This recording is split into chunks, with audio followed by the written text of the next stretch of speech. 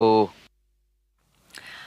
All right, here on The Explainer tonight, we're speaking with the Senator for Busia County, Okiya Omtatah, and we have a wide-ranging conversation. As always, your questions or comments, the hashtag is The Explainer at Citizen TV Kenya, at Yvonne Okwara. If you wish to send us a text message, the number is 22422. Thank you so much for being with us, Senator. It's been a while since we spoke. Yeah, quite some time. Yeah.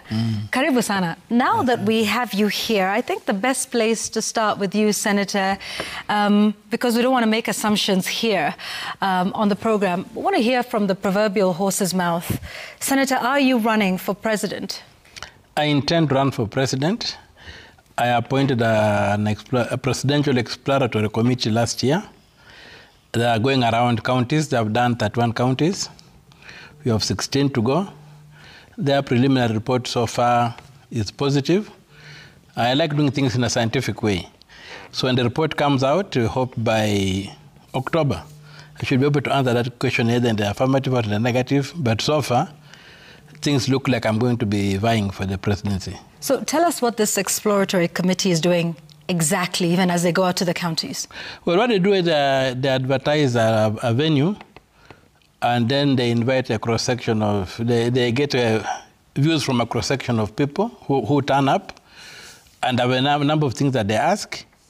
And it also carries out, they also carry out a census and an opinion poll on preferred candidates, and the opinion poll is designed in such a way that I don't feature, so that it's people themselves who have to mention it. So they come out as a largely neutral platform, and out of the work they're doing, we're also developing a policy framework to be to input into what we have already done in the boardroom. We already have a very clear policy position, what needs to be done from the boardroom position. So it's also being tested on the ground through the exploratory committee. And the turnouts have been good. Even in areas where we thought that the reception might not be so good, like in Bomet and Kericho, there were carnival situations. So the program was good, but from the report I've seen, the strongest support that has come out has been from Central and parts of Rift, where I've visited. As I told you, I've not visited 16 counties. Those are all the counties in Western Kenya have not been visited. They have also not visited parts of North Rift, areas like Ocean Gishu, Trans Nzoia, have not been visited. They have done Kajiado, reception was very good. They have done Kwale and Kilifi, reception was very good. And so I am waiting to see what the verdict is. But so far, the chances are that where we are today, 70% I'll be on the ballot. Okay. Yeah. But you seem to be preempting the decision or the work of... No, they have given me a what do you call it? A preliminary report, which seems to suggest that. So 16 counties to go. What are the chances that maybe that 16 will not be as positive? And what are the chances that the committee will say, this is not a good idea? And if they do, will you then not run for president? I'm a realist. I'm not running for president because I think there's a vacuum or because I want a job or because anything else. I'm just running for president because I feel there's a job to be done. Right now, we are facing an existential threat as a country. And I feel, having analyzed whatever I've analyzed, I have built a vehicle in terms of an ideological framework of what needs to be done to fix the country. And so that's what I have put down on the table. I have a document I can share. If anybody asks me, what do you want to do? I'll put a document on the table and say, this is what I want to do. What do you want to do? Well, in a broad summary, what I want to do is I've got a vision that's in the national anthem. The vision of this country is in the national anthem, very clearly spelled out.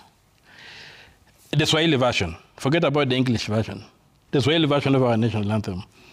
When you look at it, it has got that very, very clear vision that what this country should look like. Now, the mission to that vision is the Constitution, implementation of the Constitution. And even in implementing the Constitution, I've got what I call anchor chapters that need to be done. Like if you were to ask me, what would you do in your first 100 days if you are elected president? I would tell you the first thing I'll do is to destroy the imperial presidency. And the imperial presidency is nothing but the fact that the power of the purse, money, the president controls both money and executive power. So if I was to have my first 90 days, I would want to break that by implementing what the Constitution requires in Article 225, Clause 1, that we should have an independent treasury. You cannot have a devolved system of government and then you have a national treasury that is part of the executive. You cannot have the theory of separation of powers, which basically for me power, the three powers are the adjudicative power in the judiciary, the executive power, the sword, in the presidency, and the money in parliament. Today, all our problems come from the fact that money is with the president. Like Achebe would say, the president holds both the knife and the cake, so he doesn't need you. And you have seen that, what that has done to our institutions. You will follow, look at anywhere the president goes. You have these people coming up who are members of parliament, who have passed a budget, coming up and making mini budgets whenever the president has a public function, be it a church function, be it a funeral, be it a state function.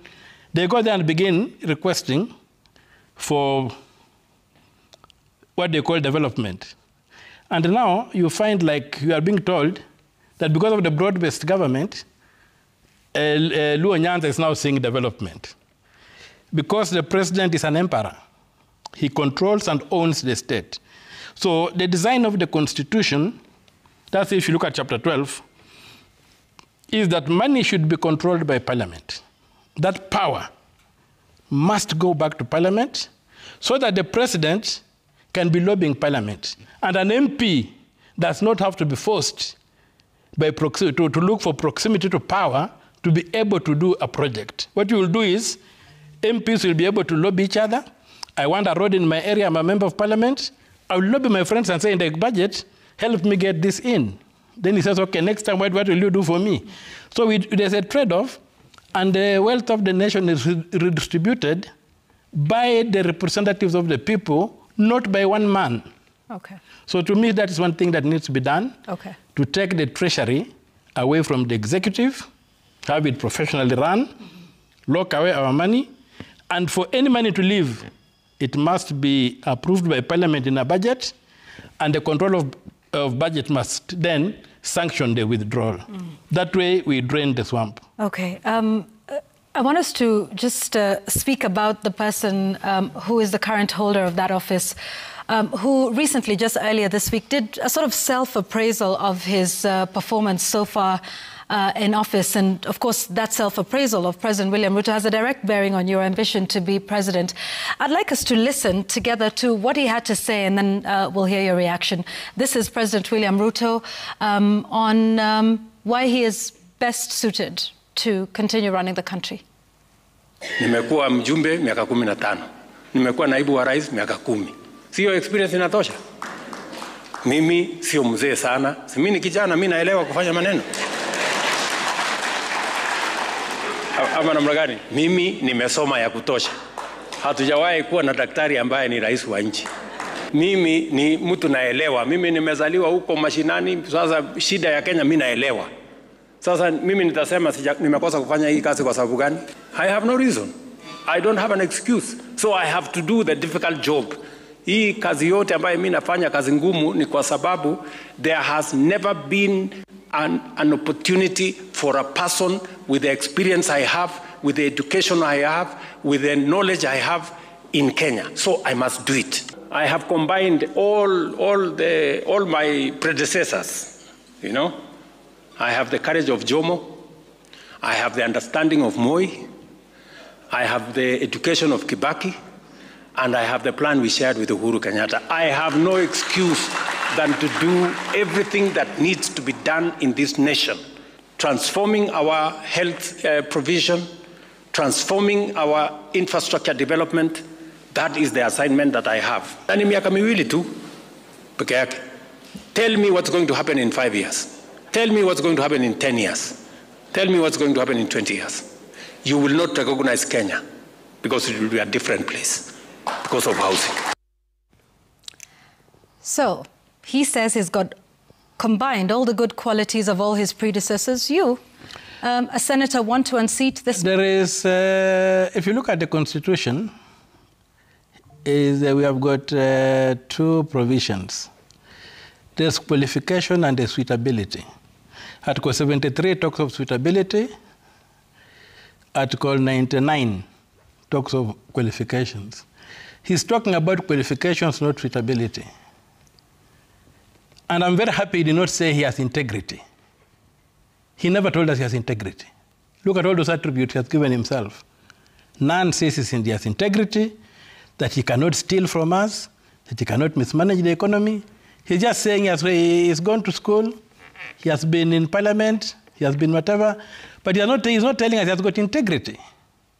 What did he do in parliament? What is his track record in parliament? What is his track record as a minister? What is his track record as a president? And I agree with him that if he is allowed to continue, we shall not recognize Kenya. Kenya will be a basket case. It will be dead, it will be gone. So I fully agree with him that if we allow him to continue, Kenya will not be there. We will not recognize it. And if we have already, Kenya is in the national anthem.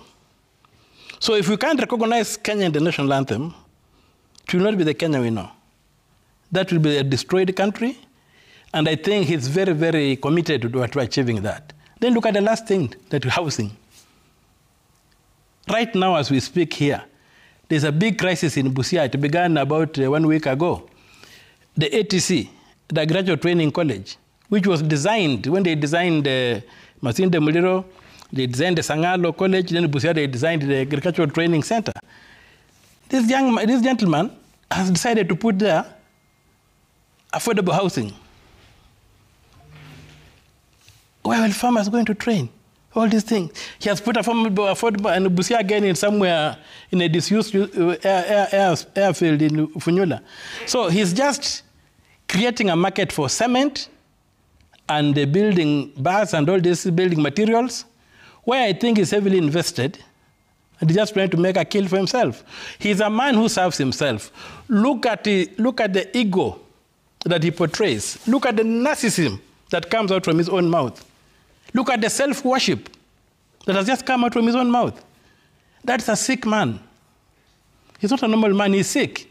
He thinks that is the best thing that God has created on this earth. He is not. We are all made in the image and likeness of God. You cannot say you can combine all these people into one. Look at that self-worship, that narcissism, that blindness. That's a man who cannot lead. That's a man to be led, not to lead. Let's take a break here on the program. We'll come back and talk a lot more about your bid, about the state of corruption in the country. There's much to talk about, the state of law and order. And indeed, that big question that we've heard from you for quite some time now, the matter of odious debt. That is something we'll be talking about here with Senator Okiya Omtatah. We will get to that in a moment. Please continue to send us your views. We'll be putting those to the Senator when we return here on The Explainer.